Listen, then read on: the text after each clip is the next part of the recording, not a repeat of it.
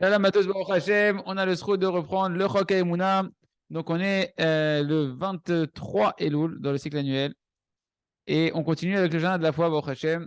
Rappelez-vous qu'on est un peu dans la compréhension pourquoi Kadosh Baruch Hu, s'il nous a créés pour le connaître, pourquoi il nous a mis dans un monde qui est aussi obscur avec tellement de séductions qui vont dans l'opposé de connaître Kadosh Baruch Hu, un corps qui est si difficile, un Yetzirah qui est si difficile, etc., une Torah qui n'est pas si claire.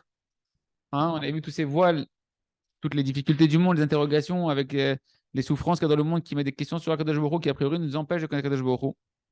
On a vu que finalement, en réalité, c'est ces conditions-là qui nous permettent de chercher Hachem et de sentir qu'on a constamment besoin d'Akadosh Baruch Hu pour surmonter toutes les difficultés que l'on traverse dans notre vie. Et donc, en fait, c'est ce qu'Hachem il a créé. Il a créé cette apparence où on a des questions sur Hachem pour qu'on soit invité à découvrir Akadosh Baruch Hu et sentir dans notre impuissance l'aide d'Akadosh Baruch Hu, l'intervention divine dans notre vie. Raison supplémentaire, pourquoi il y a autant de voiles dans notre vie sur la conduite d'Akadosh Baruch Hu. En réalité, une des raisons principales, c'est parce que la lumière d'Akadosh Baruch Hu, elle est Ensof. La lumière d'Akadosh Baruch Hu, elle est infinie. Et vu que la lumière d'Akadosh Baruch Hu, elle est infinie, c'est impossible de se rapprocher d'Akadosh Baruch Hu directement. Tu ne peux pas rentrer, toi qui est limité, dans de l'infini. Et qu'est-ce qu'il a fait Akadosh Baruch Hu pour nous permettre de commencer à côtoyer Akadosh Baruch Hu qui est infini, que sa lumière est infinie? Il a créé des empêchements, des obstacles, des écrans qui en réalité, ils vont nous permettre de pouvoir les hâte supporter la lumière d'Akadosh Baruch Hu et de créer des réceptacles pour recevoir la lumière d'Akadosh Baruch Hu. Parce que sinon, on se serait complètement annulé devant la lumière infinie d'Akadosh Baruch Hu. On serait soit mort, soit on serait devenu fou, ou soit on serait tombé dans de l'hérésie complètement, que Dieu nous en préserve. Comme c'est connu la fameuse histoire qu'on voit en ce moment d'ailleurs dans l'écouté Moharan, des 4 Tanaïm qui sont rentrés dans le Pardès, dans des perceptions d'Akadosh Baruch Hu. D'accord. Et on voit qu'il y en a un qui, quand ils ont voulu connaître Akadosh Baruch Hu, ils ont voulu arriver dans des perceptions d'Hachem très grandes. Un, il est mort. Un, il est fou. Un, il a complètement tourné. Il est devenu hérétique. Et le seul qui en est sorti indemne, c'est Rabbi Akiva, qui est rentré en paix, la Gemara nous dit, et qui est ressorti en paix. Et c'est ça à quoi nous sert en fait tous les empêchements et tous les voiles qu'il y a dans notre vie. C'est pour qu'un homme puisse s'habituer à travers ces écrans et ces difficultés et ces voiles entre lui et la lumière d'Hachem, de recevoir cette lumière graduellement, de manière supportable, petit à petit, en allant et venant, en allant à la rencontre d'Akadosh Baruch Hu et en se retirant un petit peu, si on peut dire ainsi, ou en recevant la lumière, que la lumière se retire, sans que ça nous endommage, comme c'est arrivé aux amis de Rabbi Akiva, au Tanaïm Gdoshim, qui étaient de l'époque de Rabbi Akiva. Parce qu'à chaque fois qu'en réalité, un homme va se renforcer sur une difficulté de sa vie, sur un empêchement, sur une épreuve. Par exemple, tu as un mauvais désir qui se réveille et tu dois faire un combat. Peu importe comment tu vas gérer, mais tu vas être dans le combat. Et à partir du moment où tu es dans le combat, tu vas recevoir par ce combat-là un peu de la lumière d'Akadosh Baruch Hu. Et après, le mauvais désir, il va se réveiller de nouveau. Et de nouveau, tu vas combattre, etc. Tu vas faire des efforts et tu vas recevoir encore un peu de la lumière d'Akadosh Baruch Hu graduellement en fonction des efforts que tu vas faire pour faire la montée d'Akadosh Baruch Hu. Et de nouveau, et le cycle qui se répète comme ça, etc., sous différentes formes, etc. Et grâce à ça, un homme, il monte de niveau en niveau, légèrement, petit à petit. Et en réalité, il peut supporter, du coup, il devient de plus en plus à même à supporter la proximité avec Kadosh Baruch Hu et sans que ça va l'endommager et créer des problèmes dans sa vie. Et c'est la raison pour laquelle Rabbi Akiva, lui, il a su sortir, rentrer en paix, sortir en paix. Pourquoi? Parce qu'il savait rentrer en paix dans la rencontre avec Kadosh Baruch Hu. Il savait monter léat, graduellement. Tandis que ces trois amis, on voit qu'il y en a un qui est devenu fou, un qui est mort. Pourquoi? Parce qu'ils ont voulu quoi? Ils ont voulu recevoir l'humain d'Hachem d'un coup. Ils ont voulu progresser d'un coup. Rencontrer Akadosh Baruch Hu, Kaviachol, s'attacher à Akadosh Baruch Hu directement, tout de suite. Ça y est, j'ai envie, alors il faut que ça se passe maintenant. Comme la Dava Abiou. Ken. Et du coup, ils n'ont pas eu le temps de préparer les kelim, les réceptacles spirituels qui vont permettre de contenir la lumière d'Akadosh Baruch Hu qui est infini. Et donc, chacun à son niveau, il a eu des dommages qui lui sont arrivés. Et Rabbi Akiva, pourquoi il est sorti en paix? Pourquoi Rabbi Akiva, il a pu savoir comment il a pu avoir ce cadeau de pouvoir grandir sans que ça lui endommage? Parce que Rabbi Akiva, c'était un enfant de converti. Et il a dû énormément peiner Rabbi Akiva pour pouvoir nettoyer son corps, l'impureté de son corps, la matérialité de son corps. Et également, il n'avait pas le mérite de ses ancêtres. Il n'a pas le srout avot, vu qu'il ne vient pas d'une descendance directement de juifs. Il n'était pas apparenté à des tzadikim extraordinaires. Il n'avait pas non plus de statut social extraordinaire. C'était un Hamaharetz.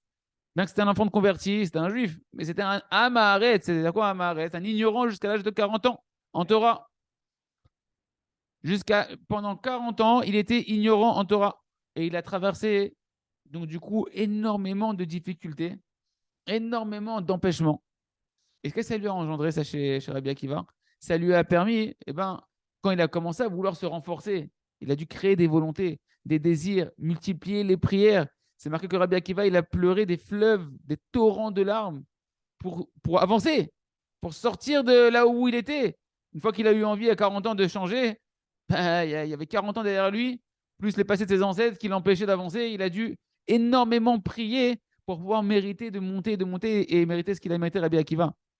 Et c'est parce que précisément, il a eu autant d'empêchements, beaucoup plus que ses deux amis, Ben Zoma, Ben Azaï, et Isha Ben Avouda, les trois autres qui ont voulu rentrer dans le Pardes, dans les perceptions de la Kadosh Baruch Hu, eux, ils n'ont pas eu ces difficultés-là.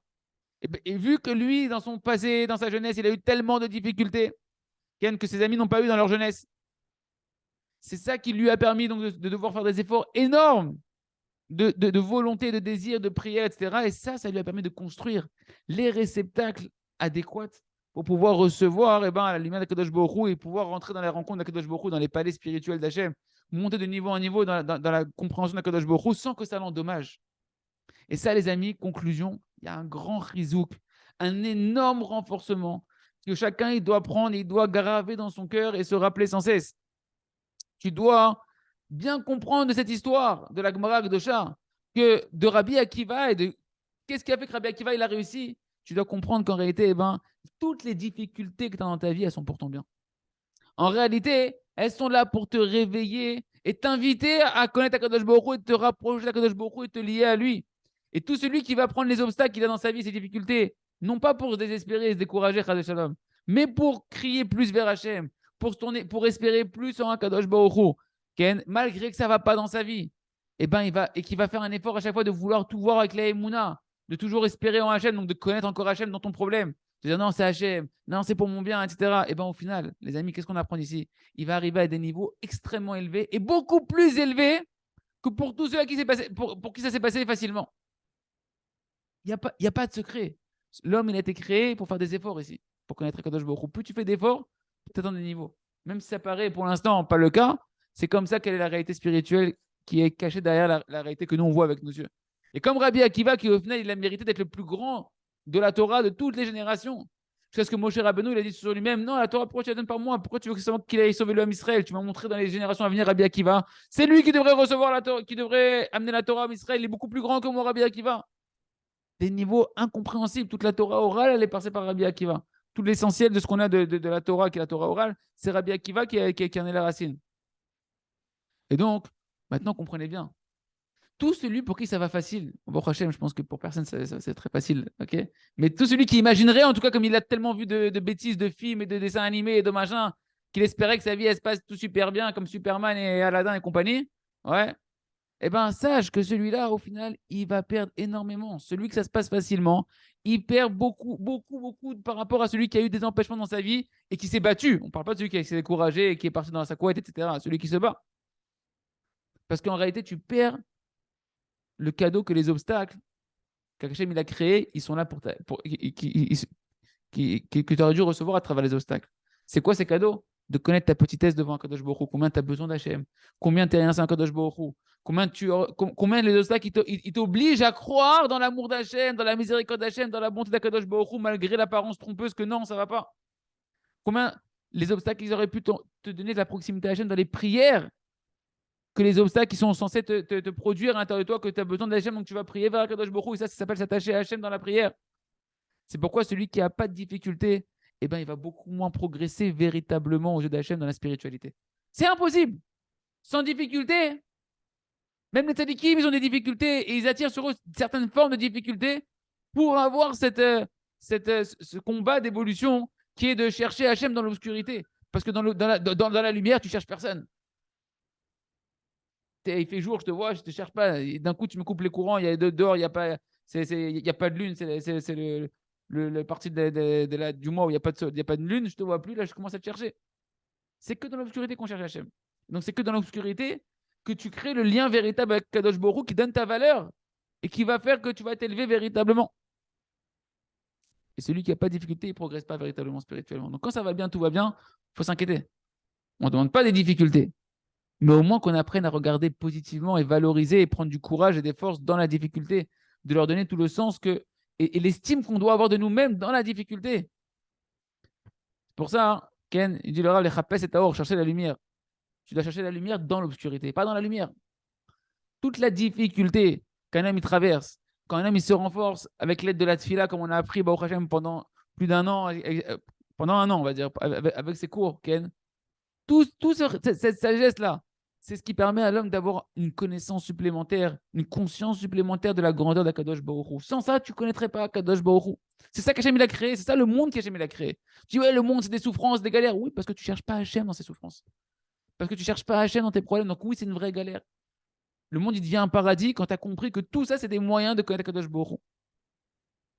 Parce que l'obscurité et la difficulté, elle vient d'une manque de conscience d'Hachem dans le problème. C'est vrai que c'est obscur, parce que tu ne vois pas Hachem. C'est marqué très bien dans le petit livret du Rav que tout le monde doit étudier et revoir, la loi du remerciement. La difficulté, c'est une absence de conscience de la lumière d'Hachem dans le problème. Tu crois que tu es tout seul, tu es perdu, c'est fini, etc. Donc, qu'est-ce qu'elle vient faire, la difficulté? Crier de chercher la lumière d'Hachem dans le problème, parce qu'Hachem, il est là. Hachem, il vitalise ça. D'accord? Et quand une personne maintenant elle est dans la difficulté, même il a traversé une faute, il a traversé une obscurité, et que là-bas, il cherche, ou dans une épreuve avec le Yetzirara, peu importe le problème, et là-bas, il crie à Hachem. Là-bas, il se réveille à un moment donné, peu importe avant, pendant, après, il crie à Kadosh Baruch Hu. Donc qu'est-ce qu'il cherche? La lumière d'Hachem dans le problème. Ouais. Et bien, grâce à ça, tu reçois une conscience supplémentaire d'Hachem, une perception comme Rabbi Akiva et ses amis. Ils montaient dans des perceptions d'Hachem. À ton niveau, à toi, c'est tes perceptions d'Hachem que tu es en train de créer. Ta rencontre avec Kadosh Baruch Hu, que sans la difficulté, tu aurais pensé que tout va bien, c'est bon, je connais Hachem, etc. Tu ne connais pas Hachem, Hachem, il est infini. Tu as une découverte infinie de faire d'Akadosh Baruch Hu, que tu dois la faire dans ton cœur et dans tes gènes, tu dois la faire rentrer à l'intérieur de toi. Chercher cette conscience-là, c'est ça qu'elle est. C'est ça que tout le but de l'obscurité et des difficultés, c'est de créer cette recherche de la conscience d'Hachem dans ce monde-là, dans ta vie. En plus de ça, hein, il y a une autre mission qu'Hachem, il a, un autre but qu'Hachem, il a caché dans les difficultés. C'est quoi? C'est de pouvoir t'orienter dans ta mission personnelle. Au-delà de connaître Akadosh Baruch Hu Stam, il y a au-delà de ça, il y a également que ces difficultés, Hachem, elles sont organisées pour t'obliger à t'occuper de ce que tu dois t'occuper dans ta vie. De prendre en main et réparer et faire naître ce que toi tu dois faire naître dans ce monde-là de bien, et bien ça passe à travers les difficultés spécifiques que tu vas avoir toi. Et quand il se retrouve dans un obstacle, ouais, dans une des formes de voilement d'Hachem qu'on a vu dans le cours précédent, et que maintenant il se tourne vers Hachem et il crie vers Kadosh Baruch Hu, et bien il verra, Hachem il va commencer à t'éclairer dans ton problème, quelle allusion Hachem il est en train de te faire pour que tu puisses monter sur tes rails à toi, pour commencer à te rapprocher de Kadosh Baruch Hu de ce problème-là précisément. Et à ce moment-là, tu vas commencer à trouver ton chemin personnel à toi dans ce monde-là. Et Rassam et Hachem, Kadosh Baruch Hu nous aide donc à voir différemment les difficultés, les obstacles qu'on a dans notre travail Hachem, dans notre vie en général, et qu'on regarde ça positivement et qu'on s'en serve surtout pour se tourner vers Kadosh Baruch Hu et transformer tout ça pour le bien de Hachem Idvar. On continue avec le jardin des louanges, Bat Hachem.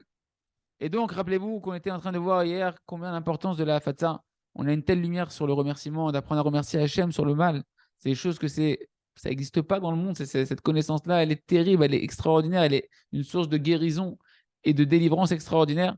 Et cette connaissance-là, maintenant qu'elle est descendue sur Terre, avec les livres que le Rav Arush a écrits, que Rabbi Nachman et Rabbi Nathan, mais surtout comment ça s'est répandu, ce point-là précisément à travers les livres du Rav Arush, les CD, les cours audio, les livrets, maintenant que c'est là, et ben chacun, il doit le diffuser pour que tout le monde puisse vivre une vie qui soit douce dans ce monde-là. Hachem, il a descendu une lumière dans le monde.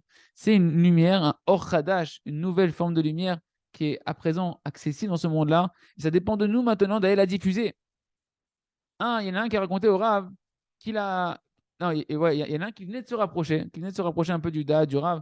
Il a entendu deux personnes qui étaient en train de parler. Et le premier, qu'est-ce qu'il disait? Il disait, ouais, le jardin de la foi, il m'a sauvé la vie. Ce livre-là, il m'a littéralement sauvé de la vie. L'autre, qu'est-ce qu'il disait? Moi, c'est le jardin de la richesse. Le livre sur les dettes. Il m'a sauvé de la vie, ma mâche. J'étais endetté, je devais des sommes astronomiques. J'ai lu le Jardin de la richesse qui existe en français, Baruch Hashem. Et j'ai tout simplement accompli des conseils qui étaient marqués là-bas, simplement. Comme c'est marqué par exemple là-bas de déchirer les chèques, de couper les cartes bleues, etc. Et que quand tu as des problèmes, eh ben, pour pouvoir acheter des choses, eh ben, au lieu de t'endetter à faire des cartes bleues qui sont vides, eh ben, tu vas crier vers Akadosh Baruch Hu et tu vas demander à Akadosh Baruch Hu qui t'aide à pouvoir avoir ce que tu as besoin. Pas chou, j'ai fait ça. Et je suis sorti de dettes énormes qui m'a que j'ai plus rien aujourd'hui, dans quoi je suis endetté. Et ça, les amis, eh ben, c'est accessible pour tout le monde et on doit le rendre accessible pour tout le monde. Ce sont des recettes qui marchent. Il y en a un qui a dit au Rav Arouche, Maman, je suis jaloux des livres que tu as écrits. Tu as écrit de tels livres. Et le Rav lui a dit, tu peux mériter plus que moi encore. Plus que ce que j'ai écrit, tu peux mériter. Comment? Eh ben, diffuse-les. Diffuse-les parce que le mérite, une fois que moi j'ai écrit un livre, je peux pas. Qu'est-ce que je vais faire de ces livres-là, Ken? Il faut le diffuser. Sinon, je vais faire quoi? Je vais mettre quoi? Je vais les mettre dans les armoires et faire revenir les planches de la bibliothèque Bichouva. Ça sert à rien. Je vais remplir quoi? Des armoires et des armoires de livres. Il faut qu'il y ait des gens qui viennent maintenant, qui les prennent et qui les font parvenir à ceux qui en ont besoin. Et tout le monde en a besoin. Et le Rav, il a raconté à cette personne-là qui le jalousait pour ses livres. Il lui a dit, je vais te raconter une anecdote. Il y a en Afrique du Sud, il y en a un, il a vendu un livre à quelqu'un qui était là-bas. Ce livre-là, il l'a ramené Bilchouva. Il a fait faire Chouva à sa femme. Il a fait faire Chouva à ses enfants. Et ce même bonhomme, il est devenu lui-même un diffuseur. Aux États-Unis, en Afrique du Sud, il y a un Mr. Phillips. Il a des dizaines de milliers d'adeptes africains. Imagine celui qui a vendu le livre à ce Mr. Phillips, ce Judaïka, là, parce que c'était une boutique Judaïka là-bas.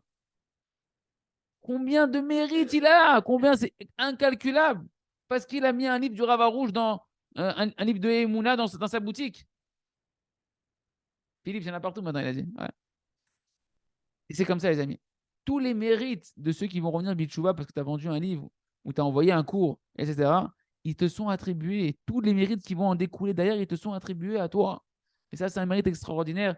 Et Akadosh Baruch Hu, il attend. Il veut nous donner tellement de mérites parce que ce qu'il attend, Akadosh Baruch Hu, c'est qu'on amène cette lumière partout. Et ça, c'est une roue, d'accord, qui commence de mérite pour la personne. Et dès qu'il commence à rentrer, à être méritant de vendre un livre, de donner un livre, de ramener une personne Bilchouva, tout ce qui va se passer derrière, eh ben, c'est un compte qui est créditeur et qui fait que augmenter des crédits, des crédits, des crédits, des crédits, des crédits. Il y a besoin qu'on ait conscience et qu'on croit dans ça, Batachem, qu'on arrête de regarder notre compte en banque et qu'on s'imagine plutôt à penser à notre compte qui est éternel, que le compte de nos mérites, et qu'on puisse tous rentrer dans la roue extraordinaire de la Afatsa, Batachem, Idvar. On continue notre chaîne avec le livre à travers champs et forêts pour que nous, nos femmes, nos enfants, tout l'homme Israël et le monde entier se mettent à faire 1 heure de Hitbo des doutes tous les jours, Batachem minimum.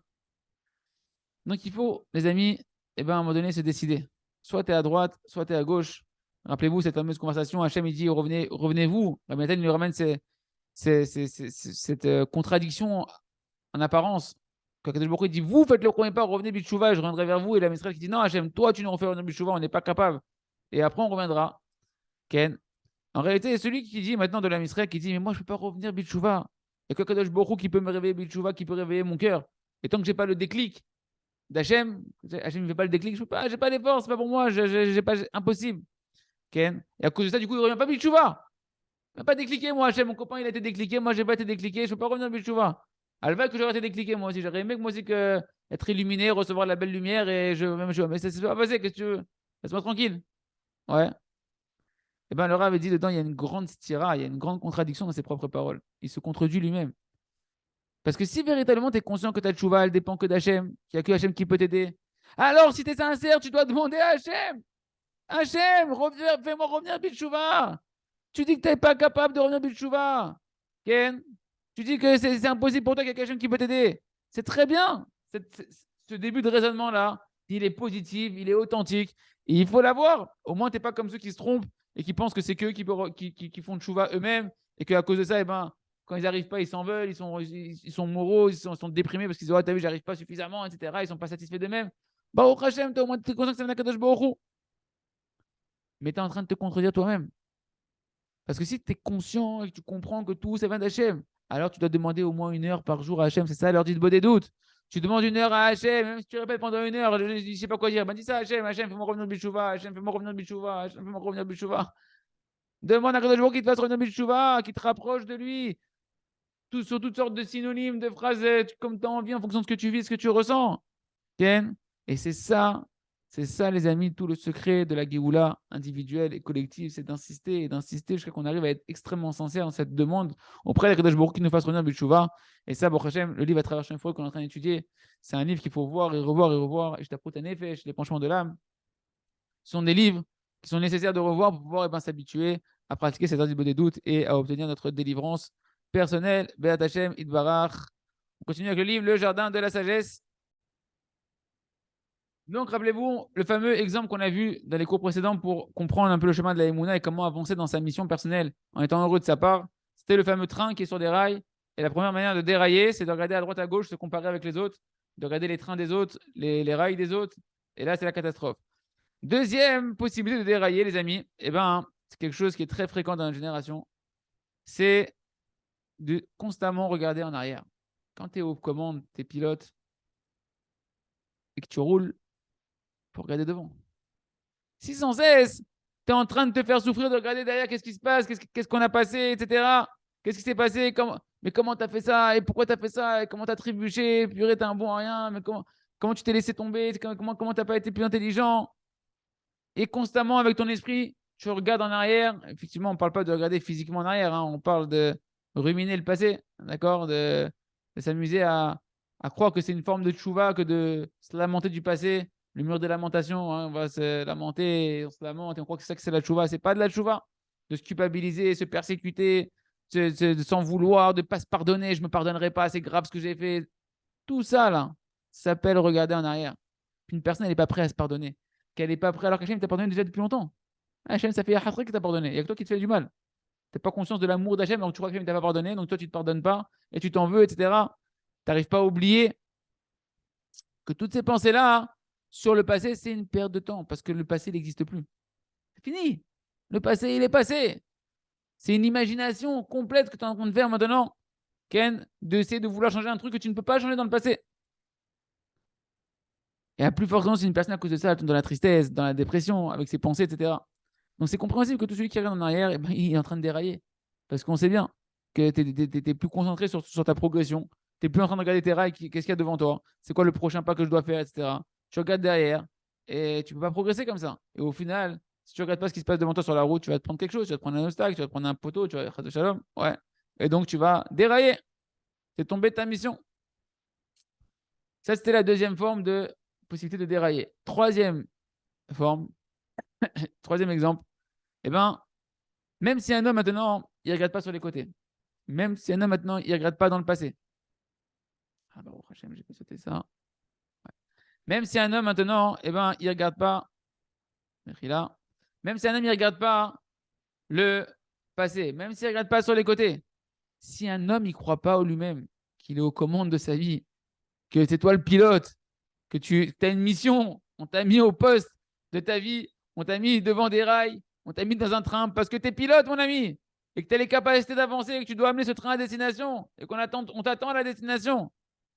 Et que du coup, la personne, elle regarde ni à droite, ni à gauche, ni en arrière, mais elle est déprimée, elle ne croit pas en elle, etc. Qu'est-ce que ça veut dire? Au final, elle ne bouge pas. Cette personne-là, elle n'avance pas. Si tu ne crois pas en toi-même, tu ne veux pas avancer. Ça ressemble à quelqu'un qui son train, on l'a mis sur le bas-côté, on a carrément enlevé des rails, maintenant il prend de la poussière et de la poussière et de la poussière et il ne progresse pas. C'est ça la tristesse. C'est ça la dépression, c'est ça le désespoir. C'est que ça provient d'un homme qui ne croit pas en lui-même, parce qu'il ne croit pas suffisamment en Hachem, donc il ne croit pas en lui-même, parce qu'il ne croit pas suffisamment en lui-même, il ne croit pas en Kadosh Baruch qui peut l'aider. Et donc, au final, vu qu'il ne croit pas suffisamment en lui-même, il ne croit pas en Hachem, il ne peut pas donc recevoir l'aide d'Hachem pour pouvoir avancer dans sa mission. Il ne croit pas dans les rails qui sont devant lui, il ne croit pas qu'il y a quelque chose qui l'attend d'extraordinaire dans cette vie qu'Hachem a créée pour lui.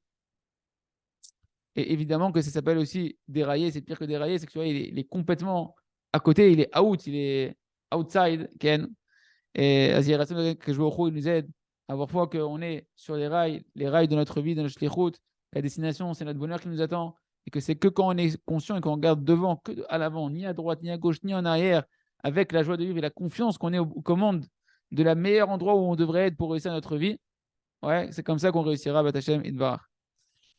On continue avec le Sefer Orada, Jalzion Taïr, Veniske, Kolano, Bemer, Ale, Oro. Donc, bon, au Hachem, les amis, on a clôturer les exemples de prière. On a vu beaucoup, Baruch Hashem, le Rav nous avait fait un grand cadeau de ces exemples de prière quand on prie sur les Yetzirah, comme si que ma vie elle en dépendait, comme si que je suis face à mon pire ennemi, et en particulier sur l'exemple de comment sortir du Yetzirah, du sommeil, de nous faire croire que le sommeil c'est extraordinairement bon et doux de se déconnecter d'Akadosh Baruch Hu, Shalom. Et ça, ce sont que des exemples, et chacun il devra bien sûr rajouter de lui-même en fonction de ce qu'il aura étudié ici, en fonction de ce qu'il aura étudié ailleurs, pour pouvoir avoir de nouvelles prières tous les jours à dire devant Kadosh Baruch Hu. Concrètement, comment on se prépare au sommeil? En résumé, le travail d'avoir des désirs, des volontés au moment où on va aller dormir, c'est le travail, comme on l'a vu, c'est un travail spirituel que de ça dépend toute ta vie en réalité. En fonction de comment un homme il va aller dormir, avec quelle volonté tu vas avoir en allant dormir, comme ça ta journée de demain va se passer.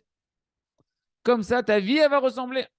Un homme, il ne doit pas laisser au moment où il va dormir la volonté de se reposer, la volonté de dormir, dans le sens propre du terme, de vouloir se déconnecter.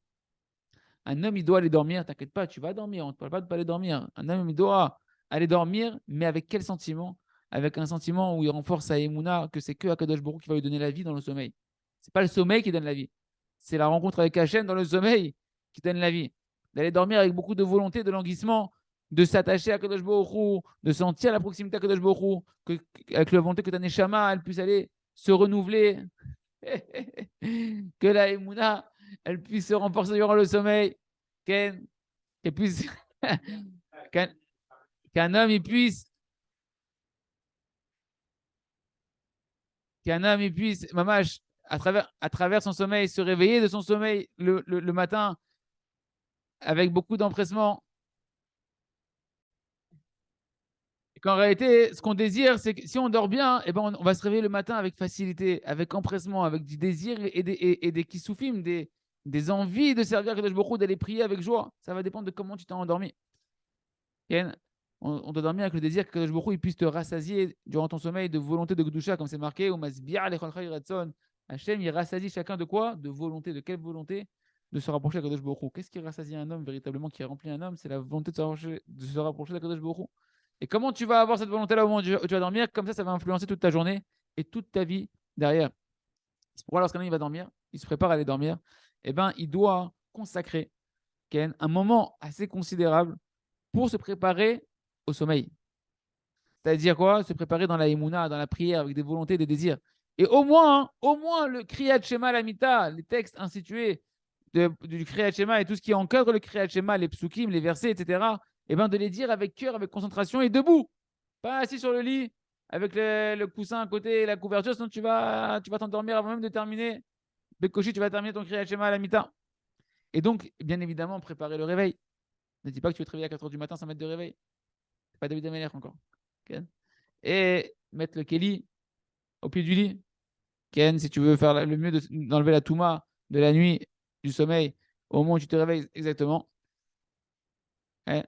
Et comme ça, tu vas ensuite pouvoir t'endormir avec la Emouna, en travaillant cette Emouna-là simple, que ce n'est pas le sommeil qui va te revitaliser, c'est uniquement Hachem Idbar qui te donne la force. Avec une volonté, tu vas aller dormir, de vouloir servir Hachem. Et tu vas continuer comme ça à laisser le sommeil arriver tout en renforçant ta volonté et tes prières, que ta Neshama puisse aller s'attacher dans sa racine et monter dans la source de la vie. Et comme ça, attirer sur toi véritablement durant le sommeil, durant la nuit, une vitalité extraordinaire, des forces qui vont se renouveler extraordinaires. Que chacun puisse mériter de commencer ce travail, de continuer ce travail extraordinaire de la Avodat Hashanah, du travail du sommeil. Et prendre ces exemples-là pour prier sur toutes sortes de Yetzirah. Voilà. Donc on termine avec le livre, le Gan Agagouim. Donc on reprend le conte de la princesse disparue avec les commentaires du Rav Rouge. Donc on est dans le 13e Pérec, on commence le 13e chapitre. Empêchement sur empêchement. Voilà que le second du roi, rappelez-vous, il a rencontré le géant avec l'arbre qui porte un arbre, etc., et qui lui dit, mais pas du tout, elle n'existe pas, cette forteresse avec cette montagne en or et cette forteresse de pierres précieuses. Il a pour le décourager un géant de la Torah, l'arbre c'est l'arbre de la Torah, qui veut le décourager dans sa recherche de la Emouna, dans son utopie de la foi parfaite dans sa quête de Emouna. Et voilà qu'ensuite, ce géant-là, il dit au second du roi, à mon avis, tout ce que tu cherches là, c'est un mirage, mon ami. C'est une illusion. D'accord? Tu es dans un petit rêve, tu es dans un petit cocon, il faut sortir de là. Parce que je vois que tu es tellement en train de t'entêter Alors, comme je vois que tu t'entêtes, sache que moi, j'ai le contrôle de tous les animaux de la terre. Je suis le responsable de tous les animaux de la terre. Et je vais faire un truc pour toi. Parce que je vois que tu me fais de la peine, tu es tellement convaincu. Je vais appeler tous les animaux. Et eux, ils vont parcourir le monde entier. À la recherche, savoir si elle existe vraiment, ta montagne en or. Et cette forteresse est bien précieuse. Il a appelé tous les animaux du plus petit au plus grand. Ils sont venus, il les a envoyés en mission. Et après, il leur a dit, dites-moi, vous avez vu déjà cette montagne en or avec cette forteresse en pierre précieuse? Et ils ont tous répondu, jamais. Sur le globe terrestre, nous, là où on peut parcourir, on n'a jamais vu ça. Qu'est-ce qu'il a répondu? Il a regardé après le second du roi, il dit, tu vois, je t'ai dit, tu as rencontré des sottises. Ça n'existe pas. Arrête, laisse tomber, fais demi-tour. Tu la trouveras jamais. Elle n'existe pas. Et là, les amis, on voit comment les obstacles dans la recherche de la Emouna, dans l'accomplissement des paroles du tzaddik, combien ils peuvent être très très forts. Ça peut être des véritables obstacles. Et vu que le second du roi, maintenant, il a déjà surmonté ce premier obstacle, ouais. Que cet homme-là, ce géant-là, le second du roi, il s'est pas baissé devant lui. Eh ben, on voit qu'au final, une fois qu'il traverse cet obstacle-là, il y a encore un autre obstacle qui vient. Et maintenant, c'est quoi l'obstacle? C'est les animaux. Carrément, c'est plus l'homme.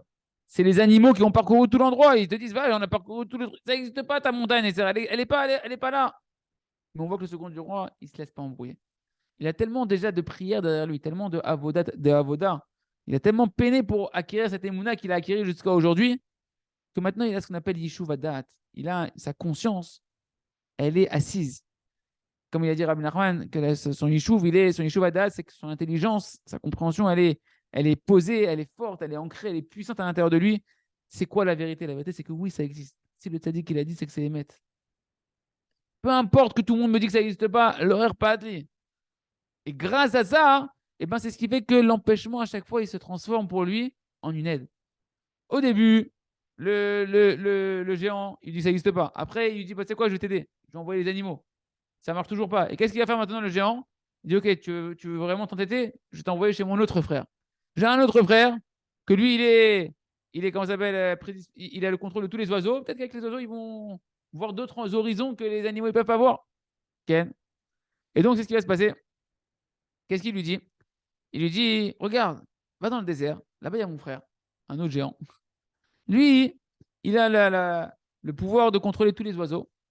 Peut-être que eux, ils volent tellement à des hauteurs que les animaux, ils peuvent pas des fois de la terre atteindre. Peut-être qu'ils vont voir ta montagne. Donc même lui, il se transforme en une aide pour lui. Qu'est-ce qu'il a fait? Donc il lui dit, va le voir et dis-lui que c'est moi qui t'a envoyé dis-lui que c'est son frère qui t'envoie. Et voilà, il nous dit Rabbi Nachman, il est parti encore plusieurs années chercher ce frère dans le désert. Et là, hein, le Rav Rouch nous met le dagesh, il nous met le point de dire il y a une erreur encore du second du roi. Qu'est-ce que tu vas chercher encore un autre être humain? Tu aurais dû maintenant, tu es en recherche de la princesse, cherche la princesse, cherche la Emouna. Qu'est-ce que tu vas chercher encore un autre être humain, le frère du premier que tu viens de rencontrer, Ken, que c'est marqué que encore pendant des années, il est parti le chercher celui-là. C'est une erreur terrible. Pourquoi? Parce qu'une personne, une fois qu'elle s'est rapprochée du tzaddik, qu'il a reçu des conseils clairs, qu'il a un chemin, un itinéraire qui est clair, il ne doit pas chercher d'autres êtres humains pour l'aider en chemin. Pourquoi? Regarde ce qui s'est passé déjà avec le premier géant de la Torah que tu as rencontré. Il a failli te shooter complètement. Il a failli t'écarter complètement du chemin de la vie.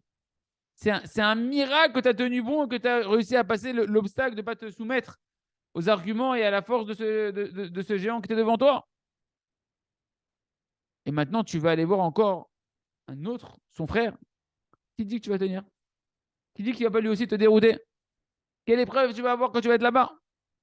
C'est pourquoi un homme, eh ben, il ne doit pas recevoir des conseils et s'appuyer sur des hommes si ces hommes-là, ils ne le conduisent pas dans les conseils du tzaddik. S'ils viennent avec des conseils qui contredisent les conseils du tzaddik, alors tu t'écartes, tu les respectes, mais tu t'écartes, tu n'écoutes pas. Pourquoi? Parce que ce n'est pas un conseil qui est parfait.